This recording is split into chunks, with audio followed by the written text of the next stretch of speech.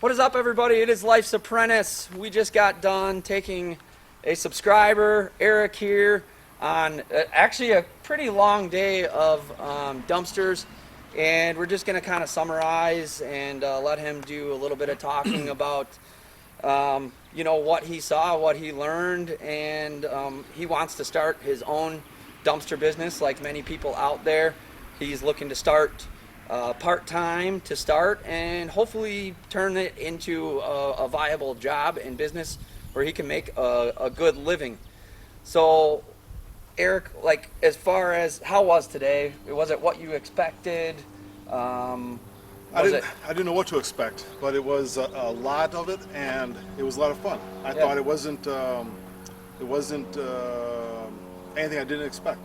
To a certain degree, where like something was shocking, but Sure. I really appreciated going through the typical day. In the morning, I got here around 8 o'clock, and we went on some trips right away, where we dropped off a container right downtown, and we held up traffic. And Yeah. but during that time, there was I think you got 4 calls from other potential customers, and you got calls while you're on the call. So it was very interesting to see that and see the dynamic when you got the marketing out there, you got the advertising, and the business is working. That was great.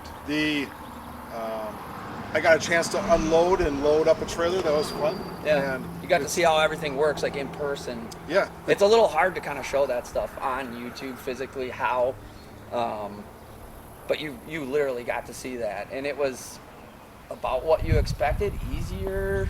It wasn't bad at all. It was great. I thought completely manageable.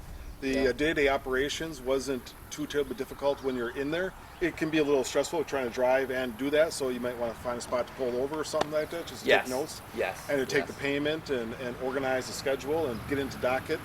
And I really appreciated going through the maintenance and operations, what can happen to the truck, what can happen to the trailer, and all the little things you got to watch out for. That's very difficult to get when you're researching a business to invest in. Yes. It's one of those things that the best way to learn it is to do it. Yeah. And so I really think it's valuable for someone doing this to really spend some time with someone who's actually doing it. And so I really thank you, Justin, to give me this opportunity. Yeah.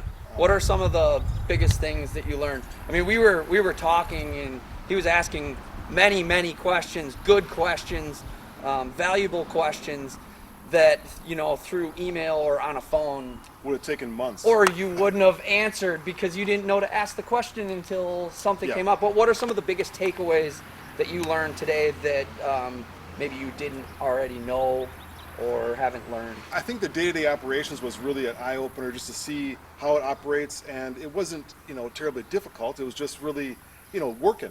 You're actually doing the work, and you're calling, you're talking to customers, you're dealing with the trailer, you're dealing with the dump, and you're on to the next one. There's no downtime. You're just going. Ideally, now, and I told him this is a Friday before the 4th of July.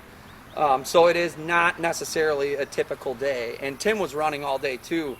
And overall, we touched a lot of dumpsters. But in general, that is kind of what you can expect. And you don't really know when it's going to come, how long it's going to last. Some days it's just in the morning. Some days it's just in the afternoon. Today was just kind of all day, and kind of a stressful day, even for us.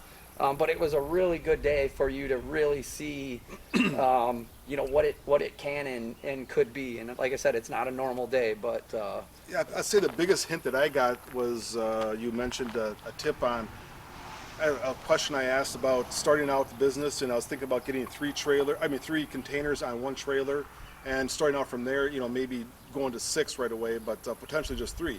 And do I get a 10, 15, and 20-yard container, one of each? And you had a great recommendation from Nedland, who recommended to you just maybe get a 20. And then I think you recommended put different lines in there of what the sizes are. So if someone wants a 10, I can give them a 20, but they say, hey, this is the fill line for the 10, and that's what they get.